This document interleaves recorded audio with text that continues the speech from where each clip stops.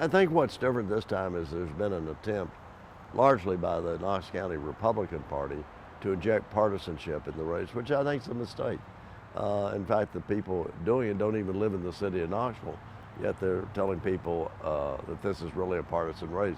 There's a reason that for 70 or 80 years it's not been a partisan contest, because city issues like paving streets, housing, jobs, they're not ideological partisan issues. They're pragmatic issues, and you know, there's not a Republican or Democratic way to pave a street. You either pave it or you don't pave it, and it's a matter of solving problems, fixing problems, being pragmatic. And I think it's unfortunate, and I hope people will not be dissuaded by a mailer they get that tries to make it a Republican or Democratic contest.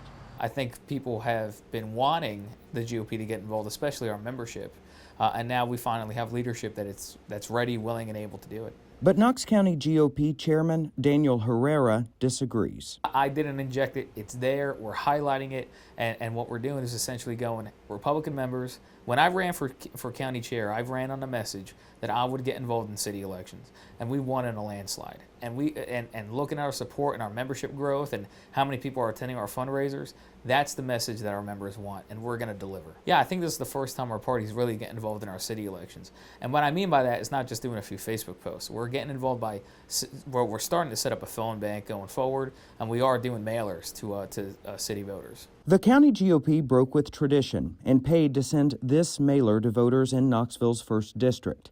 It does not endorse any candidate, but it does attack incumbent Councilman Tommy Smith. To my knowledge, that's not happened. I mean, there are individual citizens who, for whatever reason, like to vote for someone who's a Democrat or someone who's a Republican. That's their prerogative.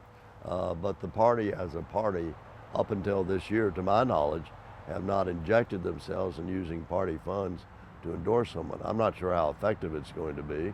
And, you know, and I think, you know, some of the candidates they have may have issues of their own. But the important thing is that people get out and vote. It's been a small turnout, and hopefully it'll increase today and tomorrow.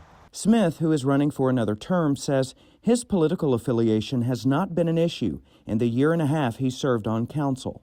I think people are exhausted by partisanship. And I'm extremely proud of the diverse group of people that are helping me and going to support me. Every income, every race, every political affiliation. This is about people and who can represent the most people. It's not about PACs. We don't want it to be about partisanship. We don't want it to be about blind political ambition. We want it to be about showing up, serving people, knowing every broken part of the community, knowing what roads need fixed, knowing what internet is needed. We passed broadband. We've done some really big things as part of City Council, and none of them have been partisan. Ash said there are times when city leaders can take more or less conservative approaches on issues like spending. In terms of the budget and you know, whether or not it's balanced properly and how much is being used out of the fund balance, how much is being projected to come in, what something will cost 10 or 12 years later, and how it's being paid for.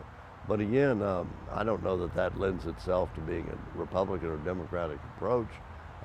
It lends itself to what are sound practices. And the city has prospered. We've had both Democratic and Republican mayors. I think most of our mayors have done a good job. And to try to make this a partisan issue when it's not, and coming from people that don't even live in the city. The former mayor is a Republican. He was a Republican when he was elected mayor, but he says he didn't govern as a Republican. I appointed Democrats to positions, I appointed Republicans. I tried to have a bipartisan administration, and I tried to deal with issues whatever neighborhood they occurred in. Sometimes I was more successful than others, but at no point did we allow partisan considerations to intrude on what we did.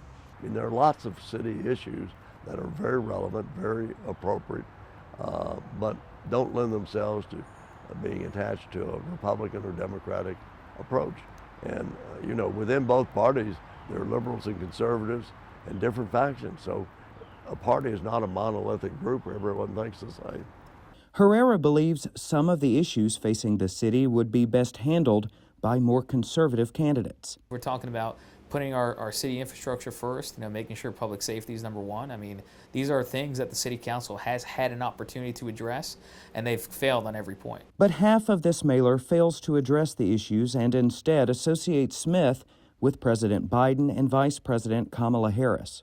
People like Donald Trump, they don't like Donald Trump. They like Biden, don't like Biden. That's fine. You're a free country. But I'm not sure how that relates to who you might be for on the Knoxville City Council. Smith sees City Council as a chance to look past the party and focus on the person. Talking with a lady on a porch about speed calming on her road in her neighborhood. She didn't ask what party I was with or who I voted for. When we talked about funding for the urban wilderness or to connect sidewalks to schools, to neighborhoods, or to help with homeless outreach, nobody asked what party affiliation I was with.